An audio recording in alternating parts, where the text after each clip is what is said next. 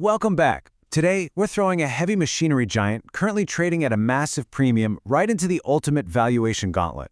We're putting on our expert investment analyst hats and completely dissecting United Rentals, ticker symbol URI. We aren't just skimming the surface-level numbers in this explainer. Oh no. We are running this powerhouse through a rigorous fundamental analysis to uncover its true intrinsic value in today's rather high-priced market.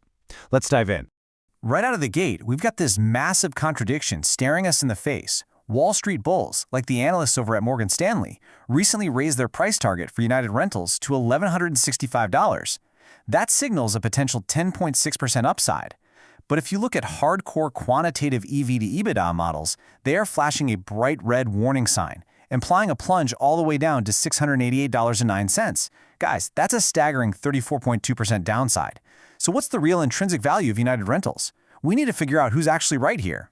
Here is our agenda to figure this out. Company snapshot, the Buffett lens, the Lynch lens, the Graham lens, DCF and alternative models, and finally synthesis and final verdict. Section 1. Company snapshot. The heavyweight champion. United Rentals is an absolute behemoth in the industrial space. Literally, the largest equipment rental company in the world. As of early 2026, they boast an integrated network of 1,768 rental locations globally. And the financials? Just as massive. They pulled in $16.099 billion in total revenue and $2.494 billion in GAAP net income for fiscal year 2025. And they definitely aren't slowing down. They just posted a record-breaking Q1 2026 rental revenue of $3.419 billion and raised their full-year outlook to a staggering $17.4 billion. The business fundamentals are, without a doubt, phenomenal. Section 2. The Warren Buffett lens, moats and management. So Buffett's first checkpoint is always the economic moat. Does this company have a distinct advantage that actually protects its market share? For United Rentals, the answer is a resounding yes. And that moat is built purely on scale. They offer a fleet of equipment with a total original cost of $22.59 billion. Smaller competitors just cannot replicate that kind of capital expenditure and geographic density. When massive infrastructure projects get greenlit, United Rentals is the one-stop shop that can actually fulfill that kind of demand. Next, we know Buffett looks closely at financial health and owner earnings. URI's debt-to-equity ratio sits at 1.37.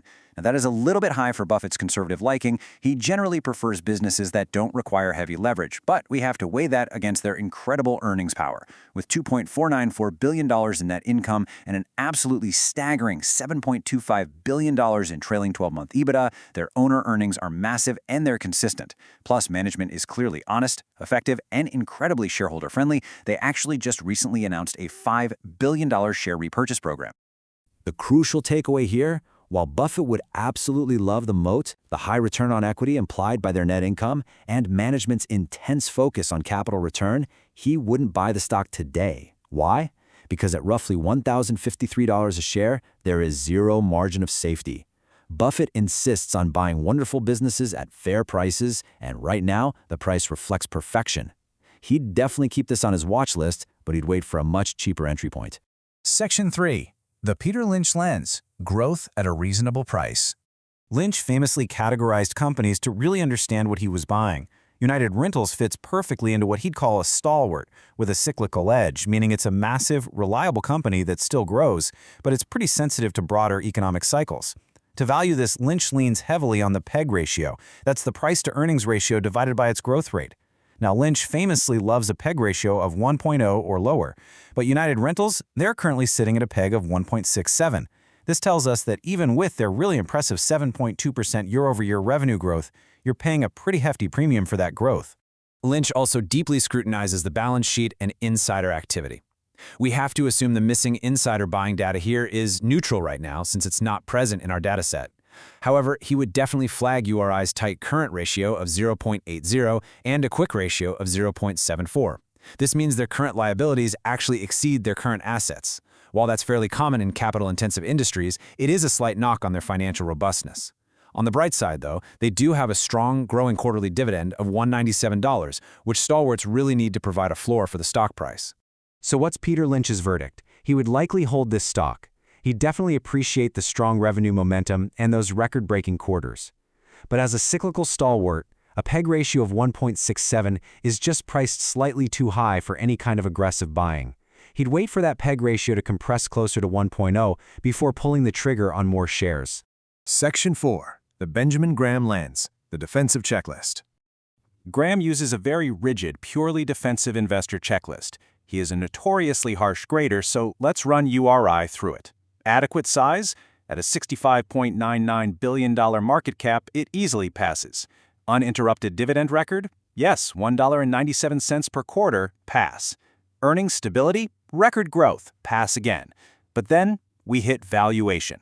Graham demands a moderate PE ratio, historically no higher than 15 for a defensive investor. United Rentals is trading at a lofty PE of 26.89. That is an absolute massive fail on the Graham checklist.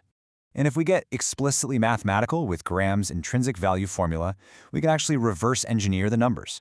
By taking the current stock price and dividing it by the PE, we derive an EPS of roughly $39.17.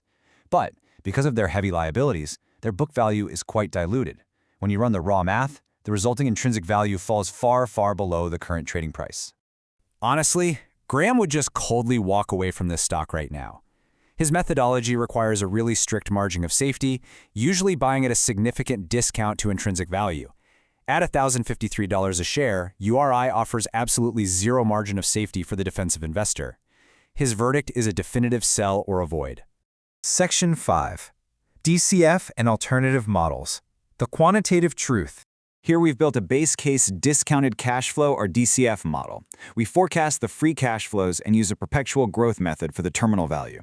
If we assume a standard weighted average cost of capital, or WACC, of 9% alongside a conservative 2% terminal growth rate, our sensitivity table shows a fair value of around $820 per share. Even if we get incredibly optimistic with an 8% WACC and a 3% terminal growth rate, the absolute best case fair value is $1,020, and that is still below the current trading price. The cash flows simply do not support a $1,053 price tag. And this next model brilliantly illustrates the risk even further using an alternative multiples-based approach. Looking at the enterprise value to EBITDA ratio, URI is currently trading at a multiple of 10.92x. But historically, for a heavy machinery rental company, the fair target multiple sits much closer to 8.4x. If URI's valuation were to revert to its historical mean of 8.4x, the implied fair price of the stock is just $688.09. Section 6. Synthesis and Final Recommendation. All right, so there is a massive tug-of-war happening here. Wall Street analysts are exceptionally bullish, throwing out price targets anywhere from $1,140 all the way up to $1,421. But the sober reality of our quantitative valuation models tells a completely different story. Our DCF base case pegs it at $820, the EV to EBITDA model hits $688, and Graham's intrinsic value formula places it even further below that. When we blend these insights together, the big picture becomes super clear. The strengths of United Rentals as a business are undeniable. They've got a massive economic moat, record-breaking revenue and earnings growth, and fantastic capital return programs. But the risks require caution because they are entirely tied to valuation. A high PEG ratio of 1.67, an elevated PE of 26.89, and an EV/EBITDA multiple that suggests a potential 34.2% downside if the market experiences any sort of cyclical contraction. Therefore, blending all these frameworks, our final call as an investment analyst is a hold. The company is a fundamental powerhouse, for sure, but the price is currently priced for perfection. A value investor following the teachings of Buffett or Lynch would likely wait for a market dip to roughly $800 to trigger a buy. That allows the DCF models to align and finally builds in that absolutely required margin of safety. So I leave you with this to consider. When a phenomenal stock is priced for absolute perfection, whose methodology will best protect your portfolio?